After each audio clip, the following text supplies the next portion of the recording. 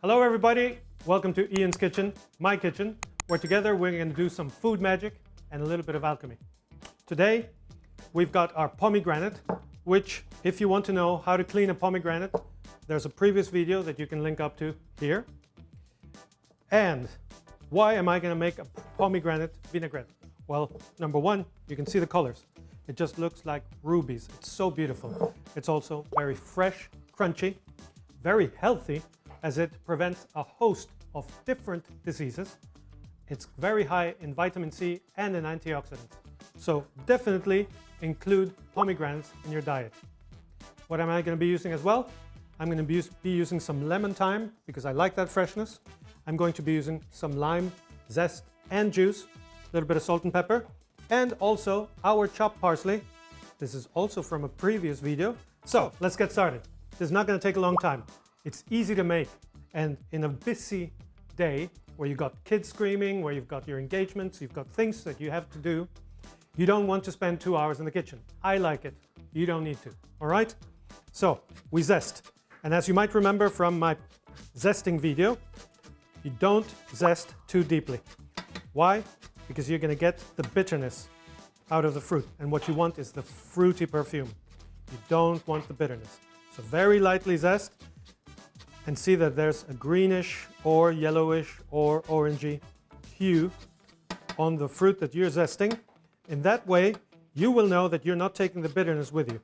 If it goes white, like for example there or there, you've gone too far. It's okay if you go a little bit too far in a couple of places, just not too far all the way around. Yeah? So, what you do now is take your beautiful zest. This is going to give an amazing taste to the dish. You roll your lime, and since these limes don't have seeds, you can just press the juice directly into your vinaigrette. That'll do nicely. Thanks.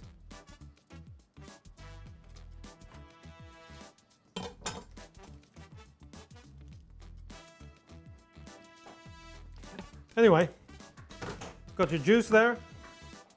You've got a mixture of beautiful sea salt and pepper here. Looks like a lot, it's not. When it dissolves, it's going to do the trick. And so, next thing, we have our beautiful lemon thyme, which we're going to cut a nice little bunch of. And we are going to chop it.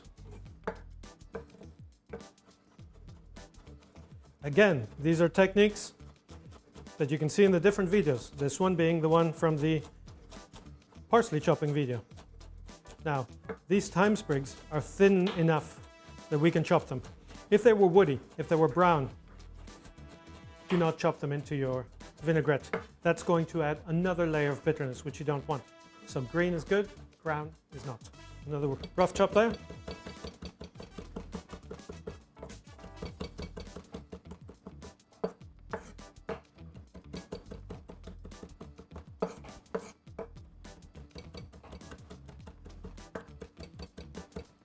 And we're good.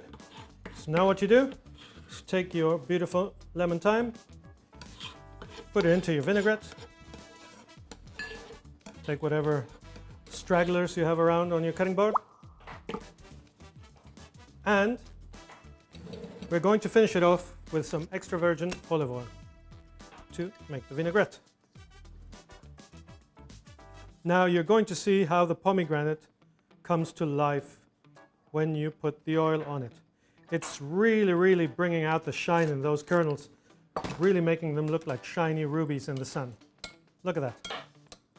That is amazing. If you're going to make this vinaigrette, I suggest that you make it the same day you're going to use it. Why? If you leave it in the with the acid from the lime, the pomegranates are going to turn opaque and the herbs are going to turn from bright green to army green. You don't want that. This is so easy to make. You can make it right before serving. Let's give it a taste. See if it needs any seasoning or adjustment.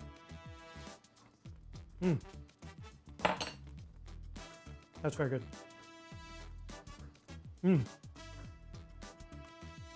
get the fruitiness of the olive oil as well, the fruitiness and the crunch of the pomegranate, and all of that citrusy flavor, perfume, tanginess from the lime and the lemon thyme. Oh, a little bit more parsley perhaps. There we go. And there you have it. A beautiful pomegranate vinaigrette, which you can put on fish. You can use it for different preparations, salads as a vinaigrette. You can put it on vegan dishes. You can put it on chicken, by the way. Oh my God. If you put it on chicken with a beurre blanc that I showed you the other time, the orange beurre blanc, that stuff is going to be a hit.